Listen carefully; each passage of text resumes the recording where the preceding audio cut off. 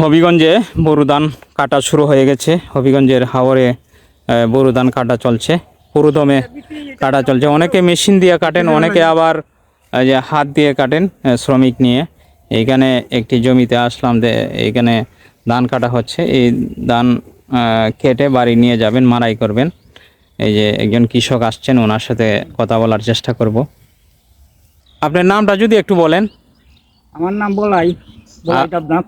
আচ্ছা, ধান কেমন হয়েছে? ধান ভালো তো হয়, ভালো ভালো হয়েছে না? খুব সুন্দর ধান হয়েছে। আচ্ছা, ইসলাম আপনি কি শ্রমিক নিয়ে কাটতেছেন? আপনি শ্রমিক নিয়ে কাটতেছেন, আপনি মেশিন নাই না? মেশিন মেশিন নাই। ও, অনেকে আবার মেশিন দিয়ে কাটতেছে না? আমি আমি আমি নিজে শ্রমিক দিয়ে কাটতেছি। কেমন লাগতেছে ধান যে ভালো হয়েছে? ভালো লাগতেছে না? খুব আনন্দ লাগতেছে। আনন্দ লাগতেছে না? কত ওজন, যাই হোক, এই কৃষক এই যে বললেন, উনি ওনার জমিতে ভালো ধান হয়েছে, বোরো ধান। এই ধান তিনি শ্রমিক নিয়ে কাটতেছেন, উনি আনন্দিত।